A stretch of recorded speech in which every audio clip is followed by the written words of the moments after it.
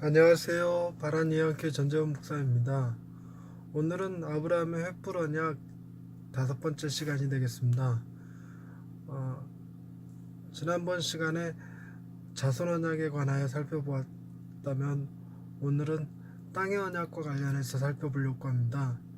땅의 언약을 맺으시는 과정에서 하나님께서 하셨던 말씀이나 하나님께서 행하셨던 그 행동들, 조약의 개념들 이런 것들을 중심으로 말씀을 한번 살펴보겠습니다.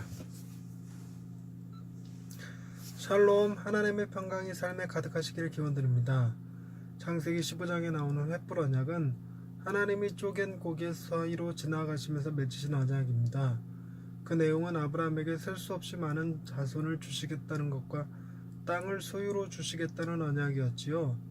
자손 언약에 대해서는 아브라함이 믿었지만 땅의 언약에 대해서는 믿을 수 있는 근거를 요구했습니다. 그 요구에 대한 하나님의 응답이 쪼갠 고기 사이로 지나가는 일이었습니다. 아브라함이 표징을 요구하는 일은 아브라함의 불신을 의미하는 것이 아닙니다. 하나님이 보여주실 표징을 원하는 것도 믿음이지요. 노아는 무지개를 언약의 증거로 받았고 아브라함은 후에 이름이 아브람에서 열국의 아비 아브라함으로 바뀔 때 할례라는 표징을 받았습니다. 우리가 잘 알듯이 기드온과 300용사에서도 기드온이 2번에 걸친 표적을 요구했었습니다. 요한복음은 예수님의 7대 이적을 중심으로 기록되어 있지요. 예수님의 7대 이적은 곧 그가 하나님의 아들이며 우리의 구원자 되시는 그리스도이심을 증언하는 표적들이었습니다. 우리도 역시 십자가와 빈 무덤이라는 표징을 가지고 있고 언약의 말씀인 성경도 가지고 있지요. 우리의 신앙도 표적들 위에 세워져 있는 것입니다.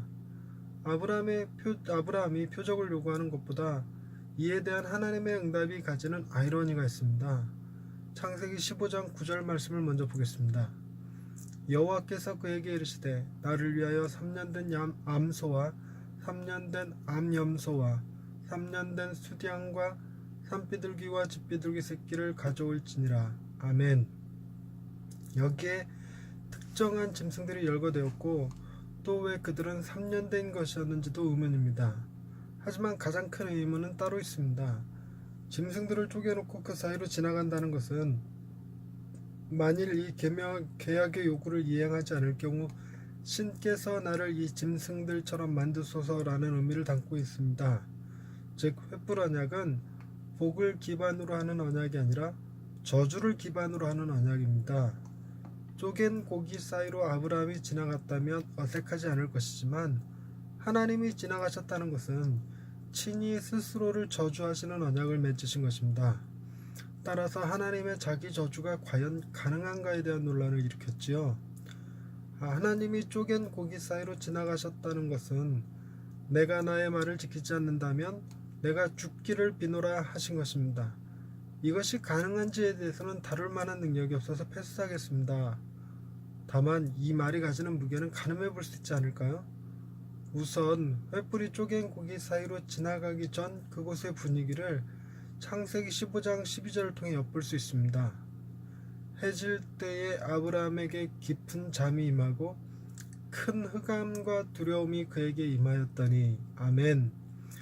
깊은 잠이나 큰 흑암과 두려움은 하나님의 임재를 상징하는 표현들입니다. 매우 엄숙하고 무거운 분위기를 느낄 수 있지요. 하나님이 말씀만 하셔도 그 말씀은 반드시 성취될 것임이 분명하지만 자신의 죽음을 기반으로 한 언약을 맺으신 것이니 그 말씀의 성취 여부를 논할 수는 없을 것입니다. 아브라함이 무지개처럼 눈에 보이는 표징을 받지는 않았어도 그 자신이 온몸으로 느낄 수 있는 하나님의 확고한 의지를 체험한 것이 횃불 언약입니다. 그리고 이는 다시 아브라함과 그 후손이 할례를 통해 그 몸에 표징으로 새기게 되었지요. 우리는 하나님이 말씀만 하셔도 우주가 창조되고 운행된다는 것을 압니다. 그런 하나님이 자기 저주를 기반으로 한 약속이라면 반드시 성취될 것임도 의심의 여지 없이 믿게 되지요. 그런데 하나님이 하신 언약들 중에 자신의 아들을 십자가에 내어주고 맺으시는 언약이 있습니다. 로마서 5장 8절입니다. 우리가 아직 죄인 되었을 때 그리스도께서 우리를 위하여 죽으심으로 하나님께서 우리에 대한 자기의 사랑을 확증하셨느니라. 아멘. 주님은 십자가에서 우리를 위해 죽으심으로 하나님의 사랑을 우리에게 확증시켜 주셨지요. 하나님이 아들의 생명을 걸고 우리를 사랑하신다고 하신 것이니 이는 결코 거짓됨이 없고 흔들릴 수가 없으며 변할 수 없는 확고한 진리가 됩니다. 주님이 지신 십자가는 아브라함이 경험한 횃불보다 더 강렬하고 뜨거운 우리를 향한 하나님의 사랑이었습니다. 할렐루야. 우리를 뜨겁게 사랑하시는 하나님 아버지, 우리의 믿음이 하나님의 사랑을 확신하지 못하여 흔들릴 때마다 십자가를 통해 그 사랑을 확인시켜 주시니 감사합니다. 하나님의 사랑은 언제나 변함없으시고 한결같으심에도 불구하고 세상에서 고아와 같이 살아가는 어리석음을 용서하여 주옵소서. 우리에게는 아들보다 더 사랑하여 주시는 하나님이 계심을 믿고 어렵고 힘든 세상이지만 담대하게 살아가게 하옵소서. 우리의 든든한 방패가 되어주시는 하나님을 찬양하오며 예수님의 이름으로 기도드립니다. 아멘.